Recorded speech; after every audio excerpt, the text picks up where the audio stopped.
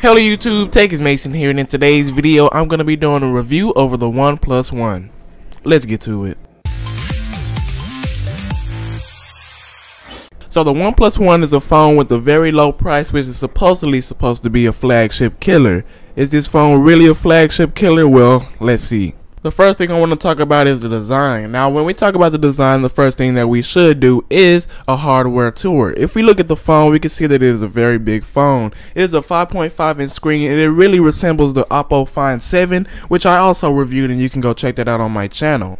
But if we start at the bottom, we can see that it has dual speakers, and we have the charging port. On the left hand side of the device, we have the volume rocker, and we also have the SIM card slot, which is obviously used to insert the SIM card, but also is used to take off the back of the device. If we look up top, we have our 3.5mm headphone jack for things like microphones or headphones, of course, and also to the right of that we have a small little microphone. And on the right hand side we have the power button, while on the back it resides the camera and the beautiful OnePlus One logo. Also at the bottom we have a little CyanogenMod logo, which I'll talk about later. Now this is a really big phone, but in my opinion the best phones are from 5 inches to 5.5 inches, and this is 5.5 inches, but it really doesn't have to be this big because it is pretty wide, and that's kind of a problem for accessories and other things like that, which I'll talk about in later videos coming very soon. But this thing is pretty big. It actually has come to my liking, and it will be kind of hard for me to switch back to a smaller phone, but like I said, I really like the big screen that it has, and yeah, it's beautiful.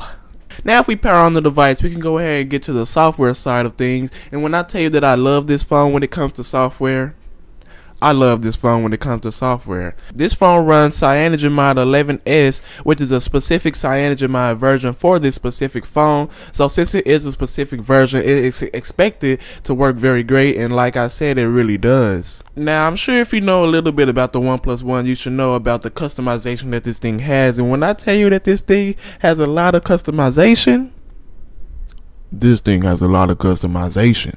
If you go into the settings, we can see that it has a personalization setting right there where you can see home, lock screen, theme, and interface, where you can go and you can change all of those things to your personal liking and basically make the device just for you.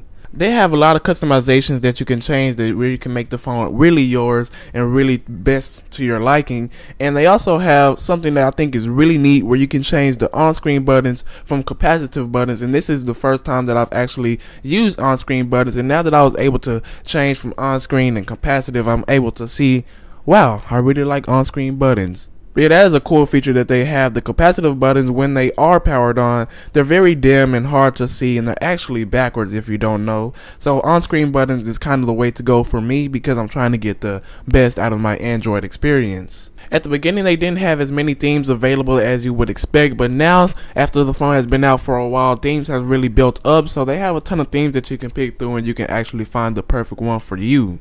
Now I actually showed you that before I even told you about the specs, just so you can see how well it runs without knowing the specs, but this thing is really spec'd up. But yes, this phone has a 5.5-inch 1080p display. It has Gorilla Glass 3, which is really helping up protecting the screen. It runs CyanogenMod 11S. It has 16GB or 64GB versions. I have the 64GB Sandstone version here. We have 3GB of RAM, and we also have a Snapdragon 801 processor. We can't forget that the processor is quad-core with 2.5 GHz, and it has an Adreno 330 graphics, so yeah, that's pretty important as well. But yeah, as you can see, the phone is really smooth with these specs. Like, you really should be able to do anything, and those really are flagship specs. It actually competes with the Galaxy S5, the HTC M8, and the LG G3. Now, something that I didn't mention about the hardware earlier, which is really a downgrade to me, is that this phone does not have a removable battery. So if you want to switch between batteries throughout the day, you really can't do that with this phone because obviously it's not allowed. But one thing that does back that up is the battery itself, which is very good with battery time, because I use my phone all day, every day, and I can usually last the whole day with this phone. But yes, now let's look at the camera. I've already done a full overview of the camera on my channel, which you can also go and check out on my channel. But the camera is really good. It takes very nice pictures. It has 4K DCI video, which is something that I really didn't expect to be on this phone, which is very good to have that option. And of course we have 4K UHD, and we have 1080p, and also all the way down to the lowest option. But I won't get too much into the camera. Like I said, I've already done a full overview of the camera on my channel, which you can go check out if you're really interested in that. Now, we talked about the hardware, we talked about the software, and we talked about the camera.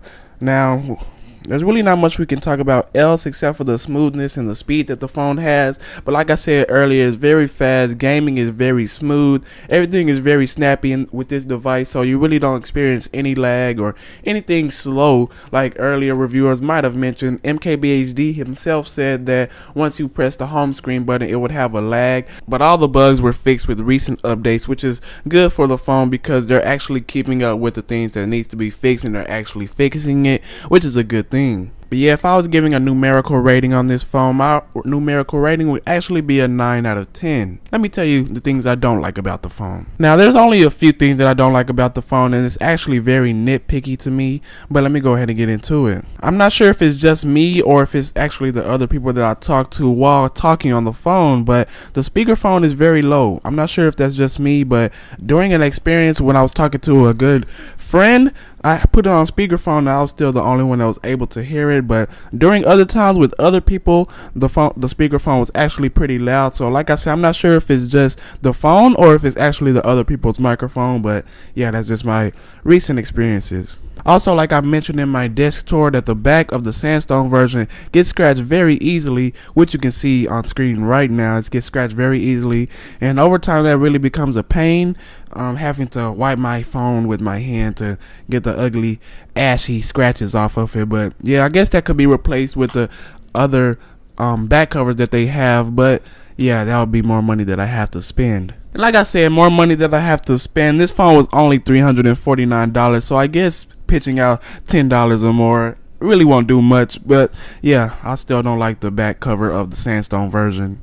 And now to the main thing that irritates me on this phone. Other reviewers like MKBHD and Mac Mixing, they both mentioned this, and I thought I was the only one, but every single time I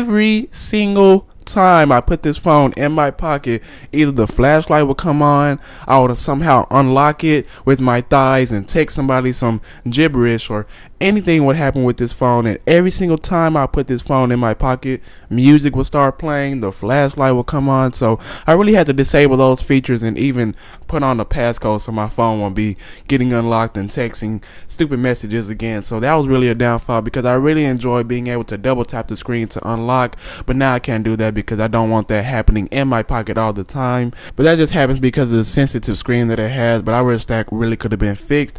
But yeah, that's basically all that I don't like about it. So yeah, those downfalls are pretty slight. So if you're one of the people who are on the edge, if you're going to be buying this phone, I really would recommend you to buy 100%, because this is a very good phone for the price. But yes, now that I'm at the end of the review, I want to answer a question that I get all of the time, which is how can I afford to buy all of my tech gadgets? And the main way that I'm actually able to do this is with a site called swagbucks.com. Swagbucks.com is a website that you can go on and you can earn these points called swagbucks, which you can use to redeem from awesome prizes.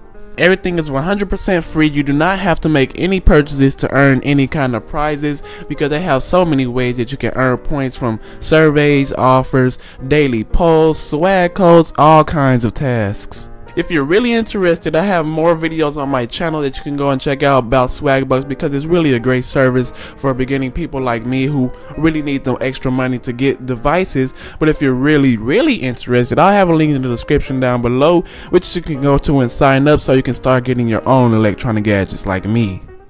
I know you want to. So yes, once again, the link is in the description down below. It's 100% free to sign up, and it's 100% free to redeem prizes, so you don't have to worry about paying anything, because you don't have to. Simple as that. But yes, this was my review over the OnePlus One. I hope you all enjoyed. Like I said, if you have the option to buy this phone, I would recommend you to buy 100%, because this is a great phone for the price. It competes with the Galaxy S5, the HTC One, and even the LG G3. So like I said, I really like it, and yeah, hope you guys enjoyed this video. If you did, make sure to hit the like button down below. Subscribe if you haven't already, and I'll see you guys in the next one. This is YouTube.